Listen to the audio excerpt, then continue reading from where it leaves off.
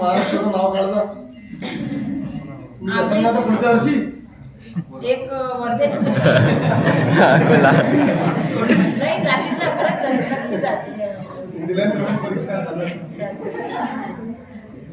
आपल्या इथे मुली आहेत ऍथलीट वाल्या मुली आहेत ना त्या मुली तिथे आलेल्या आहेत. आपल्या इथे गोंदियाची मुलगी आहे.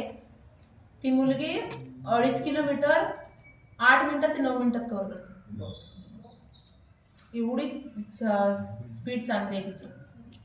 आणि एक मुलगी आपण जसा विचार राहतो ना, आपल्या मनात विचार राहतो तिची हाईट जास्त आहे, माझी हाईट कमी आहे, तिची स्टेपिंग मोठी पडते, तिची रनिंग कव्हर होते, हा एकदम मनातला भीती आहे, दुसरी काहीच नाही. तुम्ही तुमची हाईट कमी आहे तुम्ही स्टेप फास्ट टाका, तिची हाईट जास्त आहे ती स्टेप मोठी घे, रनिंग तेवढीच कव्हर होणार. प्रत्येकाने तुम्ही जेवढे करायचे तुमची रनिंग कव्हर होणारच असं नाहीये. एक मुलगी उंच आहे, तिची 8 मिनिटात कव्हर होते. म्हणजे एकदम छोटी म्हणतात तिला. आमच्या इथे वर्ध्याची मुलगी आहे, कराड सरच्या इथं तिला केलेलं आहे. कराड सरांना ते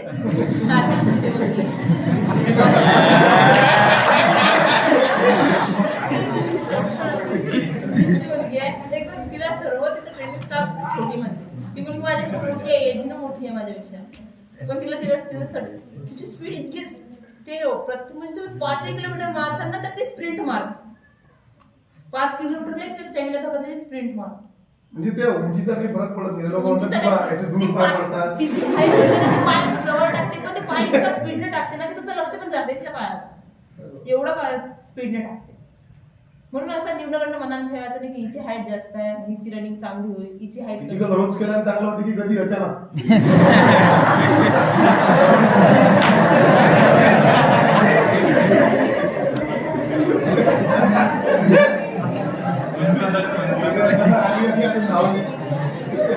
नाही वाटत नाहीये. आपल्याकडे कसं आहे माहिती आहे का, पोलीस भरती पण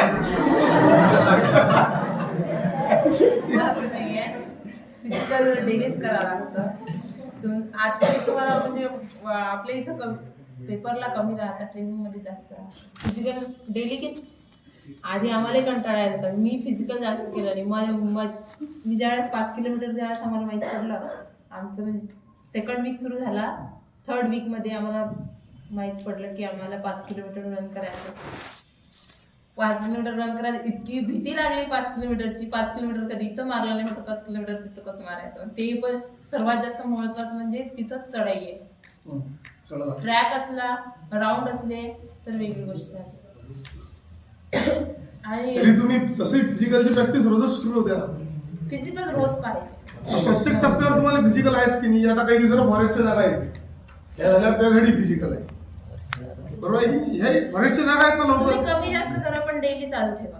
कमी तुम्हाला म्हणजे खूप थकते व्यक्ती, तुम्हाला अभ्यास करायचा राहतो त्यावेळेस कमी करा ना. सकाळ संध्याकाळ त्यावेळेस एक टाइम करा. फिजिकल तुम्ही कंटिन्यू सुरू होते. बॉडीला रेस्ट द्यायला तर मग ती रेस्ट मागते. आमच्या इथं एक सुट्टी मिळते, आम्हाला संडेची वाट बघतो आम्ही, पण तोही संडे ते घेऊन घेतात कसा ना कसा करून. कुठं ना कुठं ग्राउंडला नेतात म्हणजे नेतात, असा कोणताच दिवस जात नाही. म्हणजे ड्युटी जॉईन करणं म्हणजे सर्वजण म्हणतात ना, नोकरी मिळवणं कठीण, नोकरी टिकवणं त्याच्यापेक्षा कठीण. माझी आई अक्षरशः रडत होती त्या दिवशी. ती मला फोनवर फोन करत होते. माझी दिवाळीच्या दिवशी मी नाईटला ड्युटी करत होते. सर्वजण दिवाळी करत होते, माझी ड्युटी होती. माझ्या घरचं मी म्हणजे आम्हाला ड्युटीला वगैरे फोन अलाव नाहीये, पण त्या दिवशी सर्वजण दिवाळी वगैरे सेलिब्रेट करत होते. आम्ही 2 मुली होतो आणि माझी ड्युटी होती. मी असे तरी मी त्या दिवशी घरच्यांचे 16 ते 17 फोन येऊन बसले. त्यांना मला म्हणजे हेही मला कळवणं झालं नाही माझ्याकडनं की माझी ड्युटी आहे. तुम्ही ड्युटी करता, पोलीस ड्युटी करतात, म्हणून आम्ही दिवाळी करू शकतो नाही. दिवाळी झाली असते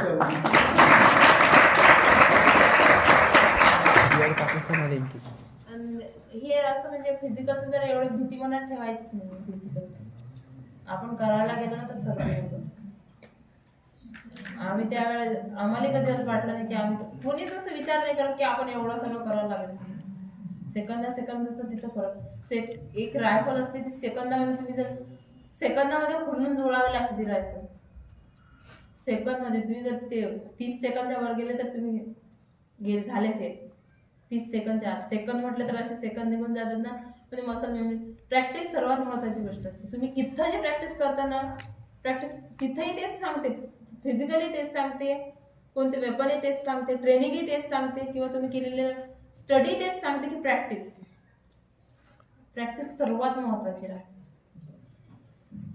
रिव्हिजन अभ्यासाची नसली तरी रिव्हिजन प्रॅक्टिस. इथं अभ्यास कसा केला मॅडम मग त्या पेपरचा स्टाफचा मी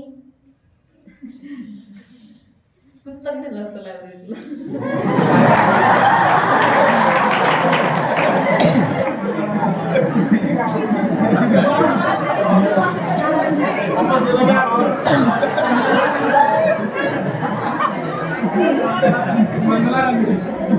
काय सगळे पुस्तक तरी बा सर्व तर लागत नाही.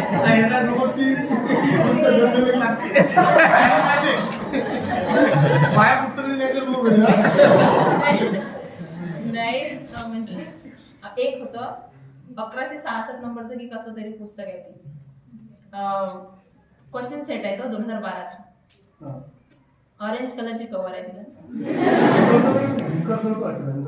हिंदी मीडियम नाही क्वेश्चन सेट होते एसएससी जीडीचे सर्व क्वेश्चन सेट होते त्याच्यामध्ये. आणि मी तेच रिव्हिजन केलं त्यावेळेस. मी म्हणजे आन्सर की आली होती ना, मी इथं त्याचं सोडवायची ना त्यावेळेस माझी 70 अबव भरायची. ज्यावेळेस टाइमला सोडायची माझी आन्सर की आली रात्री 11 वाजता. स्वतःला काही जमत नसते की मोजणं. डॉक्टर असलं तर स्वतः ताईला सांगितलं मोजायचं. हिंदी सोडून दिलं आणि मला सांगते 35 मार्क. हिंदी सोडून दिलं. मी तिथंच म्हटलं असं कसं झालं म्हटलं 35 मार्क. मी इतकी रडायला मी पुन्हा पेपर चेक केला. माझी हिंदीचे मी म्हणजे त्याला होते नेगेटिव्ह नव्हती त्यावेळेला आणि 30 मार्काचं हिंदी होतं. मी 30 मार्क 25 होतं हिंदी. माझ्यासाठी कसं सुटलं मला माहिती नव्हतं. मी ते 23 क्वेश्चन सोडवले होते हिंदीचे आणि माझे 22 बरोबर होते. फक्त एकच गेला होता हिंदीचा. मग हिला म्हटलं दाखव. मग त्याच्यानंतर मी पुन्हा काउंट केली तर ते 64 भेटत होते. हिला मला 35 सांगितलं. यावर्षी मायनस सिस्टीम आहे. 1/3 होती 1/4. 1/4 म्हणजे कमी आहे समजा. तुम्ही रिस्क घेऊ शकता त्याच्यामध्ये. म्हणजे जास्त करून जीएस नाही आपण जर केला तर करंट. कोणते सेंट्रलचा पेपर म्हटलं तर करंटला फोकस जास्त राहते.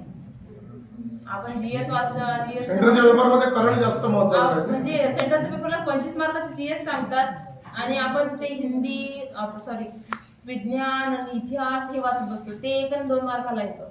त्याच्यापेक्षा करंटला फोकस करायचं. ज्यावेळेस आपण सेंट्रलचा पेपर देतो त्यावेळेस करंटला फोकस द्यायचं. आपल्या क्लासचं करंटचं तर काही तोडच नाही. करंट बेस्ट आहे. आमच्या बॅचला अंगेश सर करंट घ्यायचे. आमची बॅच करंटची चांगली होती. करंट आमची बॅच चांगली खूप छान होतं सर करंट त्यावेळेला. आणि माझ्या पेपरमध्ये जवळपास जीएस मध्ये 7 ते 8 क्वेश्चन करंटचेच होते. 7-8 क्वेश्चन करंटचे होते. बाकी सायन्सचे वगैरे 2-3, हिस्ट्रीचे 2-3 असे आले. क्वेश्चन सेट करंट विषय कसा तुम्ही जेवढं जास्त वाचताल तेवढं चांगलं. आता चारी मॅडमचं करंट चांगलं कोण आहे शिकवणारे. कारण त्या शिकवतात ते गोष्टी वेगळी आहे. ते तर रिव्हिजन होतेच 10 वेळा. आणि जेव्हा वाचत असतील बरं शिकवायसाठी 10 वेळा वाचावी लागते. ते बेस्ट सांगू शकतात. तर तेवढा आपण ज्यावेळेस म्हणजे कोणती गोष्ट काढायला गेली ना त्याच्याबद्दल आपण जास्त इन्फॉर्मेशन काढायला सुरुवात करतो ना. त्याच्यामुळे आता यांचं कारण याच्यामुळे जाणवं होतं की ते एक टॉपिक घेतला म्हणजे त्याचं त्यांना तुम्हाला एक्सप्लेनेशन द्यावं लागतं. तर ते आजूबाजूला सर्व बॅकग्राऊंड माहिती करतात. म्हणून ते करंट छान होते. आमच्या बॅचला तर करंटचं तोडच नव्हती. खरंच खूप छान होतं. मॅथ थोडं कठीणच राहत त्याच्यामध्ये. म्हणजे मॅथ कठीण नाही राहत. ते टाइम गमावण्याचा प्रयत्न असतो. मी म्हटलं का तुम्हाला ते कौस सर कौस दिलेले होते सोडवायचं कसं म्हटलं एवढा वेळ खूप जास्त जातो ना. माझं मला आन्सर दिलं ते सोडून द्यायचे असतात. ते सोडायचे नसतात ते सोडून द्यायचे असतात. त्यांना बघूनच सोडून द्यायचं कारण की टाइम कव्हर होतो. गणित बाकी जे शेकडेवारीचे वगैरे असतात जे आपण करतो डेलीचे ते होऊन जातात. मॅडमने बोलला बोलतच नाही. मॅडम पहिल्यापासून नाही बोलत जात, त्याचा रिझल्ट आला की नाही येऊन बसत जात क्लासला, पण त्या काही बोलत नाही. तर मी तुम्हाला असं बोलतो की नाही, बोला रे बोला रे बोला रे, मॅडम बोला विचारलं मॅडमने, पण त्या कधी बोलला नाही. लागल्यावरही त्या मॅडम समजा काहीतरी फोन केला किंवा तुमचा रिझल्ट आहे वगैरे, तरी त्या म्हणजे एकदम असा हरिकून नाही बोलला की हा आहे काय, एखाद्या स्वभाव तसा असते. ते हे म्हणजे जास्त वेळ तुमचा दिला स्वभाव आहे तुमचं, तरी समजा त्या परिस्थितीत तुम्ही दत्त झाले का रे. परिस्थिती खूप राहते. परिस्थिती म्हणजे हे कसं झालं होतं, तिला खूप जास्त वेळ गेला आणि त्याच्यामुळे ती खूप डिमोटिवेट झाली. बरोबर खूप आहे. जास्त वेळ गेला आणि म्हणजे तिचा आधी फॉरेस्टला पेपर निघाला होता. फॉरेस्टमध्ये मी तिला इतकं ट्राय केलं, तिला खूप ट्राय केलं, Physical side. खूप बोलू तिला रनिंग करायला आलं खूप. ते जास्त असते ना, 12 किलोमीटर 3 किलोमीटर 3 किलोमीटर काय धावणं होतं का तुम्हाला मग? त्या मॅडम रनिंग होती, 3 किलोमीटर चालणं होतं का मॅडम या वर्षी मग? चालणं मुलं होतं वाटतं. फॉरेस्टला चालणं नव्हतंच का आता? ते बंद केलं का रे? पहिले फॉरेस्टला 25 किलोमीटर चालायला लागत. मग दोन्ही होतं काय? तेच तर मग चालणं यायची रनिंग यायची. हा तेच म्हटलं, जे रनिंग काढल्यावर चालणं असते फॉरेस्टला. 16 किलोमीटर चाललं आहे ना, तिसरी स्टेप चालणं. त्याच्यात तर मोठे माहिती आहे, 16 किलोमीटर चाला लागते. हे रस्ता 16 किलोमीटर इथून हिवरखेडत आहे की नाही,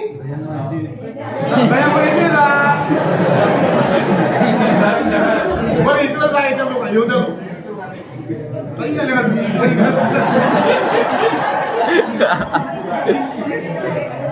चाललं त्या फॉरेस्टमध्ये माहिती आहे काय, ते चाललं असते की चाललं समजा आता यवतमाळ 1 मिनिट फॉरेस्ट मध्ये चाललं असते ना, यवतमाळ साईड आपल्यालाही असते बरोबर. ते एक रोड देऊन देतात, ज्यात उन्हात दिवस असते चालणं, म्हणजे त्याच्यातली परिस्थिती एवढी खराब असते की मागं तुम्हाला माहिती आहे, अमरावतीला एक पोरगा मेला होता फॉरेस्ट मध्ये, एक्झाम देतात मेला होता तो. आता सुचतच नाही ना, सुचत नाही म्हणजे ते चालू काही पोरायचं एवढं ते उष्णता वाढून जाते अंगातली की ते टाक्या भरले असतात की नाही, टाक्या भरले असतात मधात हातपाय वगैरे धुण्यासाठी, तर ते तोंड टाकतात. ते एक चुकी सर्वात जास्त करतात सर आमचे. म्हणजे तिथे एक असं केस झाली होती, ते 20 किलोमीटरचं होतं वेट वगैरे, आणि त्या मुलाची पूर्ण बॉडी एकदम हिट हिट झाली म्हणजे आणि तो म्हणजे आला आणि त्याने डायरेक्ट पाण्यातच जंप केली. ही पोरं तसेच करतात, त्यांनाच मेला होता तो एकदम म्हणजे जशी जंप घेतली वरच तर अशी चूक कधीच नाही करत. अमरावतीला तेच झालं, त्यापर्यंत डायरेक्ट म्हणजे टाकीत इथपर्यंत शरीर टाकून दिलं, तो तसाच राहिला.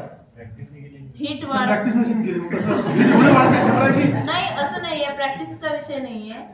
ज्यावेळेस निघतो ना, राजस्थान सर्वांना माहितीये की किती उष्ण आहे. तर आम्ही अक्षरशः म्हणजे जवळपास 75 ते 80 किलोचं वेट घेऊन आम्ही 16 किलोमीटर जावं लागतं.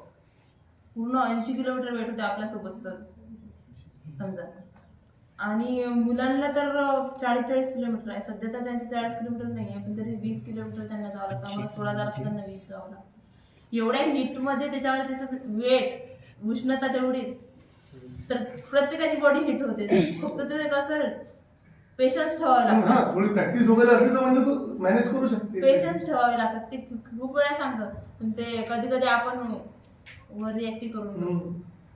त्यामुळे कधी कारण त्या मुलाला म्हणजे आम्हाला सांगत होते, मुलांना काहीच बघितलं ना, डायरेक्ट त्याला समोर ते तालाब सारखं होतं, त्याने डायरेक्ट त्यामध्ये जम्प केलं. आणि ते फिटनेस तेवढी वाढतं ना शरीराची, दुसरं काय पाण्याशिवाय काय भेटेल. तर तुम्ही रोज त्याची फिजिकलची प्रॅक्टिस करा, हळूहळू प्रॅक्टिस चांगली बरोबर आहे की नाही. एकदम नाही धावीन कोणी ते भाग मिल्का भागचं गाणं लावून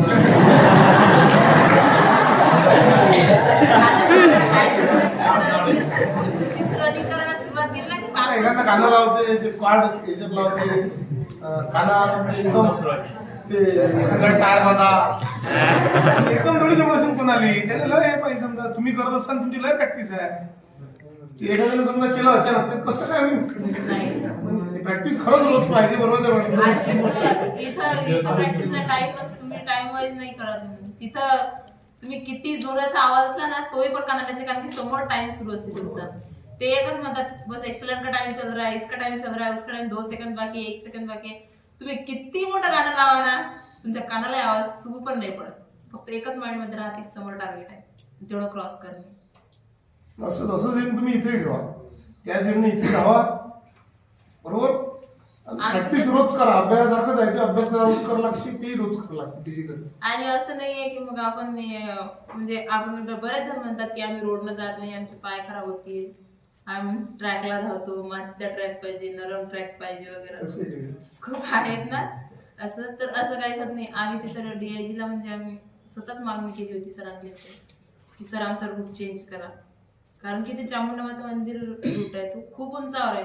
तर बघितलं तर अक्षरशः घबराट सुटतो, एवढा उंचावर रन करणं जाणं. तिकडून जर तुम्ही आला ना तर तुमची बॉडी 1 सेकंड पण दुखत नाही, एवढी जास्त चढाई आणि उतार आहे. चढाईला तुम्ही कशीच करून त्यावर रनिंग करू शकता. आम्ही ज्यावेळेस DIG ला म्हटलं की आमचा रूट चेंज करा, आम्हाला होयसागरचा शहराचा रूट द्या, तर ते काय आम्हाला आन्सर एकच मिळालं, तुम्हाला जर दुश्मन कधी वर बसलेले असतात तुम्ही त्याला म्हणता का खाली आम्ही येतो. म्हणून असा विचार नाही करायचा की नाही हा ट्रॅक आहे मग आमच्याकडून यांना रन होत नाही, रोड आहे, रोडनं पाय खराब होतात, आम्हाला ट्रॅकच पाहिजे. ते अभ्यासासारखीच प्रोसिजर आहे, ती रोजच करावं लागते ते, म्हणून ते तशी तुम्हाला करावं लागेल, बरोबर. आता हे आता लय जण अभ्यास करताना जरा डिलाईट राहायचा, तोही महत्वाचा घटक आहे. मॅडमनं सांगितलं नाही, मी तुम्हाला सांगतो, अभ्यास करताना जरा डिलाईट राहायचा, अशी हिरेल मरेल तोंड नका दिलं. सकाळपासून ते सुरू होतं. आता बा त्या मॅडमनं किती वर्ष मॅडम प्रयत्न केले ते? 4 वर्ष प्रयत्न केले त्या मॅडमनं. बरं मॅडम तुमच्यासोबतचे किती लागले असतील तेव्हा? मी समजा माझ्या समोर होता, तुम्ही 9च्या बॅचले, तुमच्यासोबतचे किती लागले? तुमचे कार्यक्रमही पाहिले जवळपास सगळे दाखले, तरी ते स्पेशल ठेवले की नाही? स्पेशल ठेवताना मग तुम्ही काय असे काय नाराज झाले, असे झाले, कशी झाले? हा कोविड मधली गोष्ट वेगळी होती, तशी बाबा तसंच असतात, काहीतरी हसतात. खरं हे हसतात म्हणून मी इथं येतो बरं.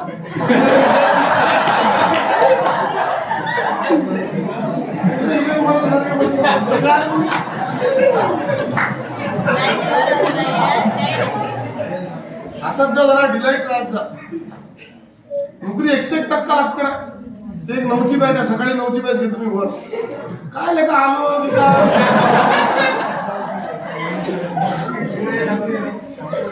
असे माटी झाले पाहतात. तुम्ही लागायला सगळे लागतातच ना. फक्त मी काय म्हणतो, जरा डिलाईट राहत जा, जीवनात तसं राही लागतं ना. असं राहायचं तर कसं होईल तुम्हीच सांगा. घरी आता कसं आलं माहिती आहे, तुम्ही घरी तसे राहत असाल पण घरची सवय पडली, घरची सवय पडली की बा हे असंच आहे. समजा आले का आलं, बसलं जेवलं अरे ते टेन्शन घेत नाही. आता आपल्यासारखे नवीन दिसते घर बा हे असं कोण आहे.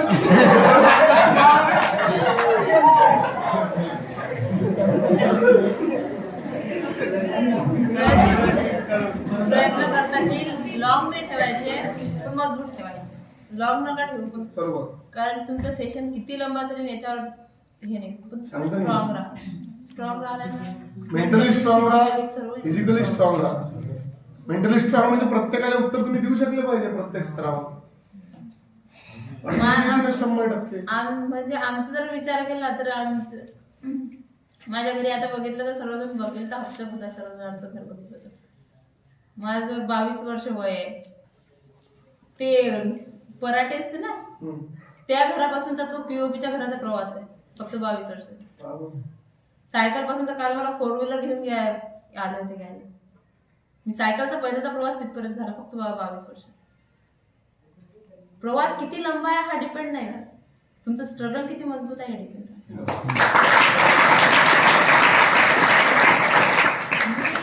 ज्यावेळेस तिथं हे करायचे, म्हणजे इथंही मला सर्वजण म्हणायचे तू जॉब करते, तू जॉब कशाला करतेस, स्वतः विश्वास ठेवा ना तुम्ही.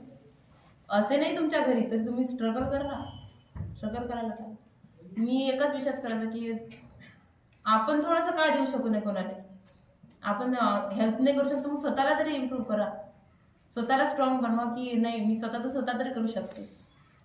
मी जे मला तसं म्हणजे ज्यावेळेस लॉकडाऊन लागलं होतं ते मला समजत होते माझी स्पीड वगैरे, आता स्पीड वगैरे गेली सर्व याची, म्हणजे टायपिंगची स्पीड छान होती. सॉफ्टवेअरवर काम करायला लागत होते तिथं, तुम्ही सॉफ्टवेअरवर काम करते. ते म्हणजे लॉकडाऊन लागलं त्यावेळेस त्याने सरांनी मला बोलावलं होतं मी तुला मला इथं असल्यावर मी तुला 5,000-6,000 पेमेंट द्यायला तयार आहे, पण तू ये. पण माझ्या घरचे नाही म्हणत होते, कारण म्हणत होते आता कोरोना आहे, तुझी ऑर्डर वगैरे येईल तर सर्व प्रॉब्लेम आहे. मी 3,500-4,000 रुपये मला पेमेंट होतं तिथं. आणि पहिले सुरुवातीला आल्यानंतर ट्युशन केल्यानंतर क्लासला येणे, लायब्ररीत बसणे, 11ची बॅच करणे. 11ची बॅच केल्यानंतर 1 वाजेपर्यंत, इथून 11 वाजता माझी तिथं जॉब सुरू व्हायची. इथून धावत पळत जाऊन तिथे 1 वाजता पोहोचवणं. 1 वाजतापासून 7-8 पर्यंत तिथं ड्युटी करणे. म्हणजे कधी कधी असं वाटायचं की मुंबईची ट्रेन तरी कमी चालते, त्यापेक्षा आपल्याला टाइम कव्हर करावा लागतो. 5-5 मिनिटाचा टाइम राहायचा पैदल फिरणं. पहिलं. मी आधी म्हणजे हॉस्टेललाही होती. मलाही असेल ना तेव्हा मनात विचार किंवा लागेल की नाही नोकरी, पुढचं भविष्य काय लागेल की नाही म्हणजे आला होता विचार, पण कसं करायचं एकच होतं ना, फायनल करायचं. फायनल आतापासून तर पुढच्या भविष्याचा विचार करणं म्हणजे चुकीचं आहे ना. मी म्हणजे उद्याचा विचार नका करू. मी आजचं तर करा व्यवस्थित, मग करा उद्याचा. हे आतापासून ते त्याचा विचार करतो.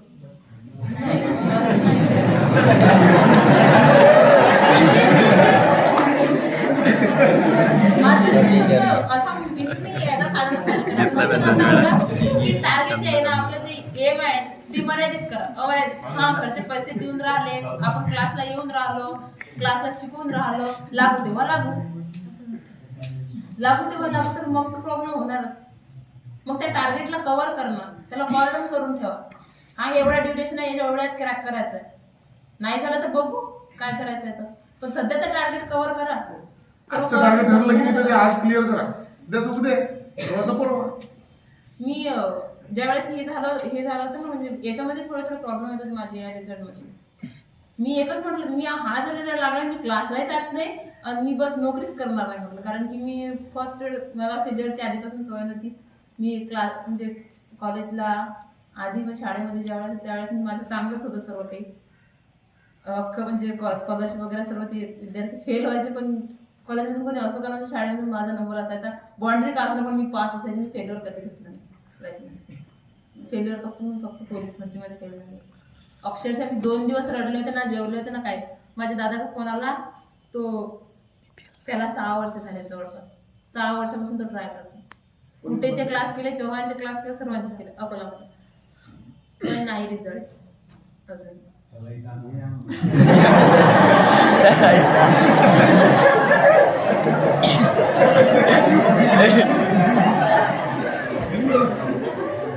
हे निश्चित आवश्यक आहे. खरंच ध्येय निश्चित आवश्यक आहे.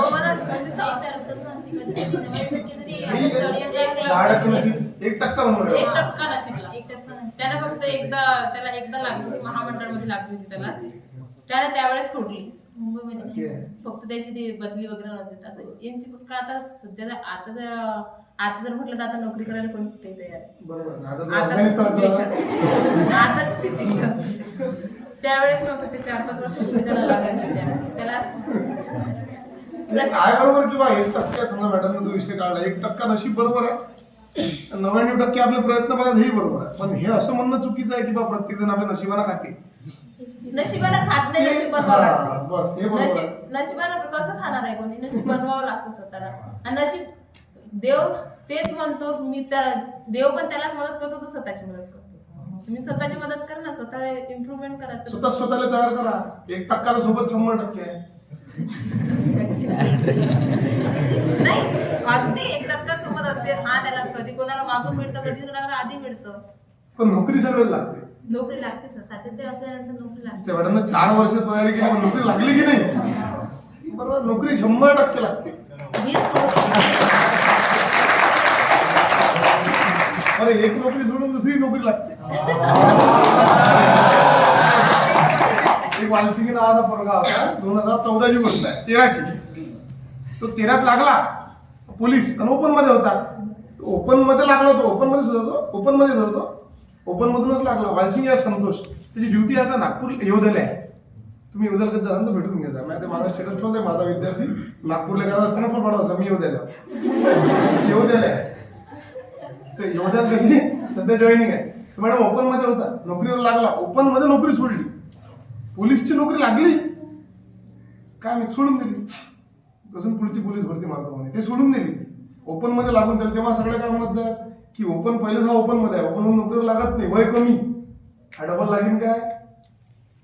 त्यांना फक्त 1 वर्ष मागायला लागेल सर, 1 किंवा 2 वर्ष, 1 किंवा 2 वर्ष त्याच्यापेक्षाही जास्त अभ्यास केला 101% लागेलच ना. तो 2 वर्षाचा अभ्यास थोडी वाया जाईल, त्याचा काही ना काही होईल ना. लागला डबल लागला नोकरीवर 1 सोडून. प्रत्येकात स्वतःला कॉन्फिडन्स जर असला तर 101% लागते. आता यांना ठाकूरमध्ये नोकरीच पडली, दुसरी 100% लागेल, तो तयारी करूनच राहिला. आमच्या इथं आम्ही 450 मुली, जवळपास मुली आहे 450 ट्रेनिंग मध्ये. आम्ही 50 मुली आहे अबाउट 23 खाली, बाकी सर्व वर. तिथं 30 वर्षाची मुली आहे. अक्षरशः ज्या मुली म्हणजे ज्या बाया आहेत ना, त्यांना मुलं आहेत, त्या मुली तिथे ट्रेनिंग करतात. छोटे छोटे स्वतःचे बाळ सोडून येतात तिथं, त्या करू शकतात तर कोणी त्या करू शकतात. अतिशय योग्य आहे. सर्वच करू शकतात. म्हणजे जवळपास आम्ही फक्त तेही म्हणतात आम्हाला तिथं छोटे बच्चे म्हणतात, मग बच्चा म्हणतात. अबाउट 23च्या खाली बच्चे म्हणतात ते आम्हाला. बाकी सर्व अबाउट 23च्या वर आहे. 30 वर्षापर्यंत बंगालचे वगैरे आहेत ना, ते 30 वर्षापर्यंत परिस्थिती सगळं शिकवते, पण तुम्ही तयारी सोडू नका, वय मोजू नका. मेन पॉईंट हाच आहे की वय मोजू नका, वयाचा विचार करू नका. अरे बरोबर आहे की नाही, वय मोजू नका. वय मोजलं की मग अजून बाकीचे विचार आनंद तुमच्या लक्षात काय बरोबर. वय मोजलं की अजून ते विचार सुरू होतात, मग याचं झालं माया राहिलं. वय नका मोजू असं म्हणाल, बरोबर आहे की तुम्ही प्रगती मोजा तुमची. फक्त कोणाला उत्तर कधी देऊ नका. बस हे महत्त्वाचं. ज्यावेळेस तुम्हाला लोक बोलतात ना, त्यावेळेस उत्तर कधी देऊ नका. उत्तर वेळ देते, तुम्हाला उत्तर द्यायची गरज नाही. तुम्ही फक्त तुमचे सातत्याने प्रयत्न सुरू ठेवा, उत्तर वेळ देता. अजून तुमचे काही प्रश्न असतील, मला तर वाटतं पूर्ण प्रश्नच क्लिअर केले मॅडम. आणि खरंच मुलाचं मार्गदर्शन आपल्याला केलं तर थांबून ना 2 मिनिट बस झालं. 1 वाजले का आपल्या मुलाचं मार्गदर्शन केलं, ते ऐकायला भेटलं खूप चांगलं. अशा गोष्टी आपल्याला ऊर्जा देतात. आणि दोघी बहिणी, सगळ्या बहिणी आज एका ठिकाणी लागतात किंवा एक सोबत प्रॅक्टिस करून लागतात, ती एक मानाची गोष्ट आहे, बरोबर. तर असेच रेकॉर्ड आपल्या क्लासरूम घडत राहा. आणि तुमचे काही प्रश्न असतील त्या मॅडम शेवटी नाहीच बोलल्या, एकतरी बोलल्या त्या मॅडम की 4 वर्ष प्रॅक्टिस केली. त्या क्लासला कधी होत्या की नाही, त्या क्लासला याच्या पहिले होत्या की नाही, त्या कधी बोलल्या नाही. क्लासला कधी याच्या पहिले होत्या 9च्या बॅचला, पण त्या कधी बोलल्या नाही. असतं एखादा स्वभाव असते की बा नाही बोला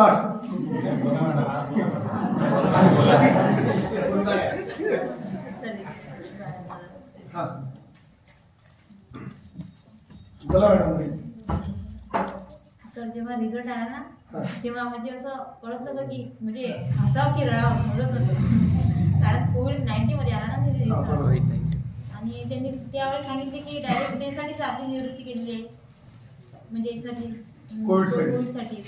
तिचा रिझल्ट कोविड मध्ये आलता आणि कोविड मध्येच त्या विभागात त्याच्यातच जायचं तुम्हाला फर्स्ट टाइम. मग सोबत कोणीच नव्हतं आणि सर्व बंद होतं, म्हणजे गाड्या वगैरे रेल्वे सर्व बंद होतं. जायचं पण पहिला होतं. मग त्या सरांचा कॉल आला, तुम्ही येताय का म्हणून. मी त्या सरांना बोलले, सर मी येते, पण माझ्या सोबती कोणी लागणार, मी घरून कोणी नाही येणार, मी जाणार तर एकटीच जाणार म्हटलं. मग ते सर बोलले, मॅडम मी तुम्हाला असं नंबर नाही देऊ शकतो माझा, कारण कॉन्टॅक्ट नंबर देत नव्हते ते. मग म्हटलं सर तुम्ही नंबर तर देसाल तरच मी येणार.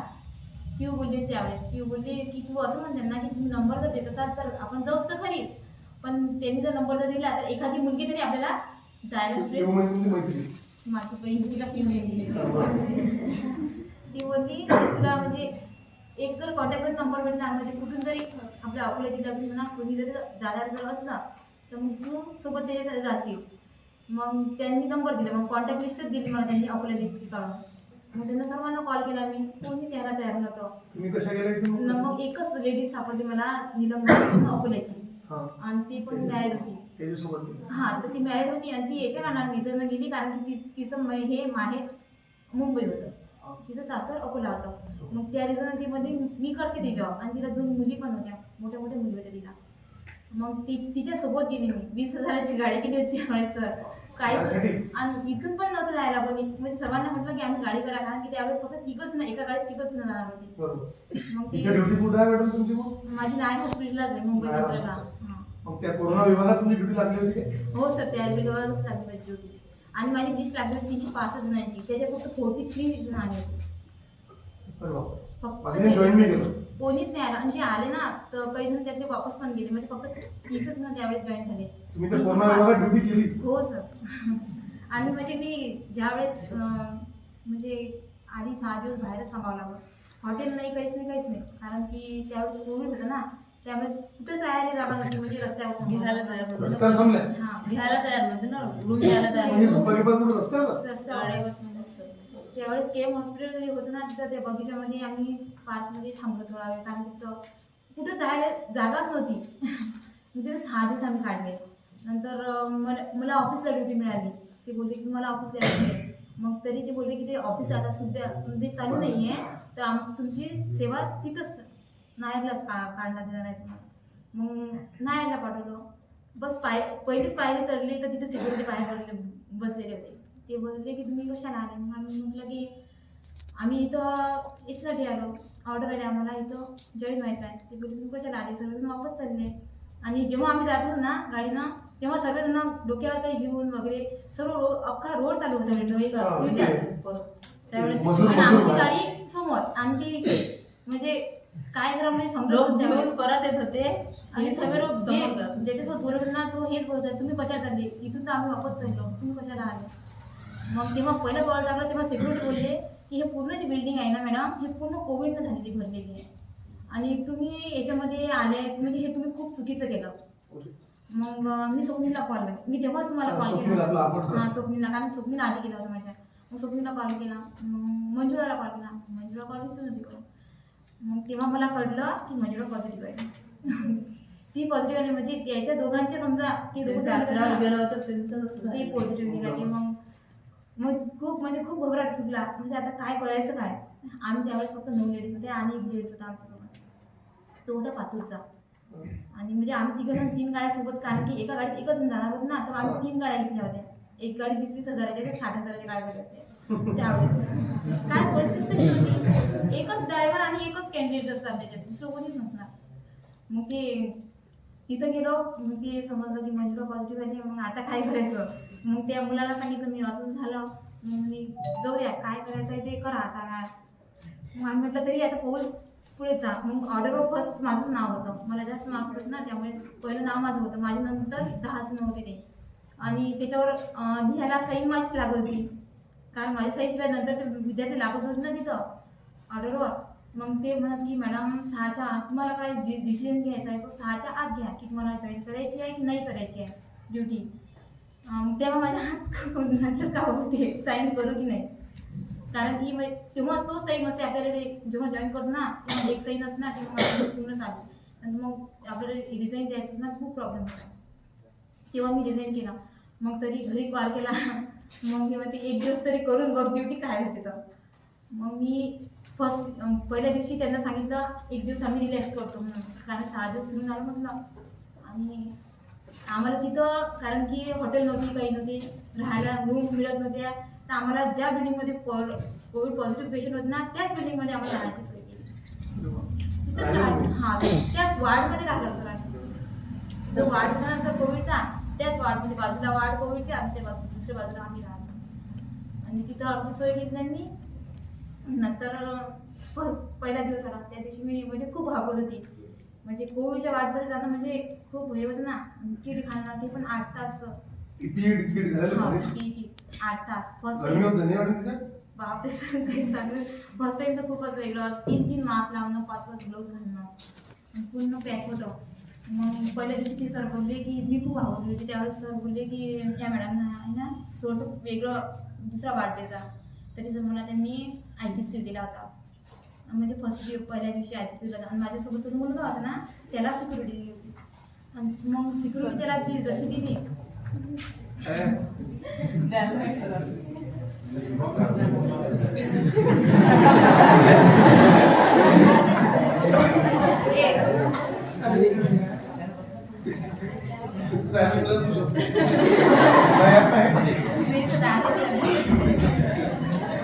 जमली करा चिकू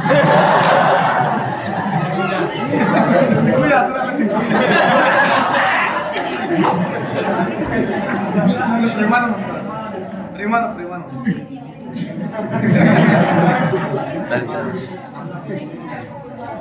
ते मॅडमचे अजून काही ऐकायचं ते तुम्हाला प्रश्न, आणि आता काही प्रश्न असतील तरी विचारा मॅडम.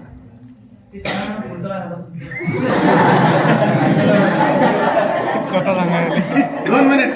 पहिल्याच दिवशी होता ना आमचा, मी वार्डमध्ये होती त्या दिवशी आणि तो सिक्युरिटीला होता आणि मग त्याला सिक्युरिटी म्हणजे टाकलं होतं समजा, कारण मग आतमध्ये जाणं वार्डमध्ये वापस येणार. मग त्या दिवशी म्हणजे रोजच कमी करून 30-40 बॉड्या व्हायचे कोविडमध्ये. मग सिक्युरिटी समोरच जायचे ना, मग त्याला असं वाटलं की बस आता आपलं म्हणजे एवढा जर बॉड्या रोज जर होता तर आपलं काही खरं 40 बॉड्या रोज जातात? हो सर, 40-50 बॉड्या रेशो होता. आणि स्पेशल क्वारंटाईन कोविड सेंटर तेच होतं, म्हणजे तिथंच सर्व पेशंट कोविडचे तिथंच होते. पूर्ण 3-4 बिल्डिंगच्या होत्या ना, त्या कोविडच्याच होत्या तिथं. मग तो आहे ना पहिल्या दिवशी एकच दिवस ड्युटी केली, दुसऱ्या दिवशी तो निघून आला. तो बोलला हां, तो बोलला की नाही मी येऊ नाही शकत, मी करूच नाही शकत म्हणे, मीच चाललो. मग तो कल्याणला त्याच्या मामाची इथं आला, तो इथं आला 15 दिवस क्वारंटाईन राहून मग नंतर घरी राहिला. पण तो वापस आला, तो राहिला नाही. पण मी म्हटलं की वापस मी जर गेली वापस तर मी तर जाईनच, कारण मी वार्डमध्ये ड्युटी केली होती ना, ज्या वार्डमध्ये कोविड पेशंट होते त्या वार्डमध्ये मी ड्युटी केली होती. थोडंफार का इन्फेक्शन होईना मला तर झालं होतं. मी म्हटलं मी हे इन्फेक्शन मी तर घेऊन सोबत जाईल मग माझ्या घरच्यांना, पण मला हे करायचं नाही. मग आता आम्ही म्हटलं तर जो त्या बाकीचे समोर राहिला आपले पण घेऊन देते त्याच्यासोबत. पण सर माहिती आहे का, 7 महिने झाले होते मला, पण मी टेस्ट नव्हती केली. सर्व मला टेस्ट करून माझी तब्येत पण खराब झाली होती त्याच्यात, म्हणजे ताप येत होता, सर्व येत होतं. पण मी टॅब्लेट घ्यायची पण टेस्ट नाही केली, कारण की एक वेळा टेस्ट जर केली ना त्या भीतीनं खूप त्याच्यात अर्धे असं म्हणा अक्षरशः अर्धे लोक कोविडनं नाही गेले, अक्षरशः त्या भीतीनं गेले. आणि वयामुळे तर मग ते बस, कारण की अफवा कशी होती की कोविड झाला म्हणजे तो राहतच नाही. पॉझिटिव्ह कसे येतं ते आजपर्यंत कोणाला माहिती नाही. पॉझिटिव्ह बस तुम्ही तसेही गेले ना तरी पॉझिटिव्ह येतो. त्यातले सर असं म्हणजे जो मंजू पॉझिटिव्ह आली तेव्हा तिच्यासोबतचा म्हणजे आमच्या लागलेली होता राजेश नावाचा, तो पण पॉझिटिव्ह आला आणि तो 3rd स्टेजवर आला होता. ॲक्च्युली तो ICU मध्ये होता. मग ते हां सर तो वाचला, पण तो जसा वाचला ना तो रिटर्न घरी आला. तो बोलला मला ती ड्युटी नाही करायची आता, तो रिटर्न आला. म्हणजे असं म्हणा की म्हणजे तुम्ही विचार करू शकता की 365च्या यादीमध्ये फक्त 30च विद्यार्थी त्यावेळेस राहू शकत होते, म्हणून त्यांनी तिथे 5 लिस्ट लावल्या सर. कोणीच यायला तयार नव्हतं. पण आम्ही सर कंटिन्यू मी म्हणजे एवढी जिद्द ठेवली की आता काही हो, आता इथं आलो ना आपण, आता इथं काही हो सर. मी म्हणजे माझा रेकॉर्ड तिथं आहे की मी म्हणजे 90 दिवस कंप्लीट तर मी एकटीच केली, तेवढे 90 दिवस कंप्लीट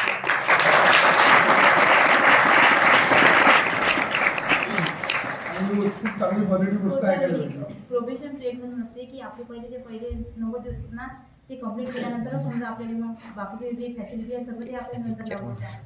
ते मी एकटीच कंप्लीट केली. आणि एक आपला स्वप्नी लागू होता, त्याचं पण 89 दिवशी तब्येत खराब झाली होती, 90व्या दिवशी ड्युटीवर आला. कारण 89 जरी दिवस भरले आपले, 90व्या दिवशी जर आपण अब्सेंट जरी असलो तरी आपली पूर्ण रेकॉर्ड परत होते. पहिल्या दिवसापासून जर 90 कंटिन्यू करावं लागतं. मला अभिमान आहे आम्हाला तुम्ही त्याच्यात एवढ्या काही ड्युटी केली. आता सर काहीच नाही वाटत. आधी म्हणजे ते की घाणं आपल्याला काही म्हटलं ना, आता सवय झाली सगळं. आता सवय आता नाही जनरल मध्ये आहे. अजून तुमचे काही प्रश्न आहेत? तुम्हाला सगळ्या प्रश्नाची उत्तरं भेटली आज. एक लक्षात ठेवा, खरंच नोकरी महत्वाची आहे आपल्यासाठी. नोकरी भेटण्यासाठी सगळंच काय काय करावं लागते ही आपण ऐकलं. लक्षातच ठेवा, सगळे नोकरी महत्वाची आहे, नोकरीसाठीच सगळं आपण करू राहिलो. म्हणून मनात किती अडथळे आले, मनात जर आले किती अडथळे तर याच्यापेक्षा तर मोठे नाही. म्हणून खरंच स्ट्रगल करा. आता स्ट्रगलच आवश्यक असते बरं. आणि जीवनात मी काय म्हणतो, स्ट्रगल करणाराच माणूस काही नाही तो. मी काय म्हणतो, पैशानं असेल घरी नसेल ते वेगळी गोष्ट आहे, पण स्ट्रगल प्रत्येकाच्या जीवनात पाहिजे की नाही. काय उत्तर देऊ आपण पुढच्या पिढीला? आपल्या देऊच शकत नाही. काही एखाद्याने विचारलं की काय काय केलं, काय सांगतो वट्यावर बसलो.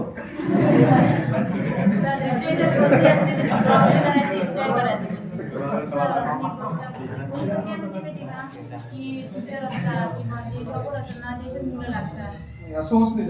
सर. असं खूप जणांनी म्हटलेलं आहे मग त्याच्या ह्याच्यानं अजून एक आणि आपला एकमेव असा क्लास आहे की तिथं शेतकरी तेच मुलं जास्त लागतात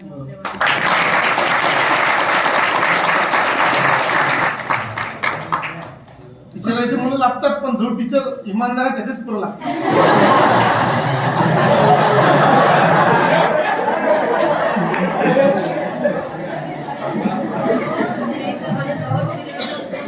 मी म्हणतात ना मॅडम, हे वाक्याला कसं आहे? माझे बाबा शिक्षक म्हणजे माझ्या बाबांना काहीच नाही येत, पण नाही. आणि माझी आई 14 वर्ष शिकलेली आहे, त्यामुळे एज्युकेशन काय असते काहीच माहित नाहीये. आणि कोणी म्हटलं होतं असं की नाही शेतकऱ्याची मुलं लागत नाही. 100% लागतात. मी लागलं जरुरी होतं मग सगळेच लागतात, नोकरीवाल्याची लागतात, सगळेच लागतात.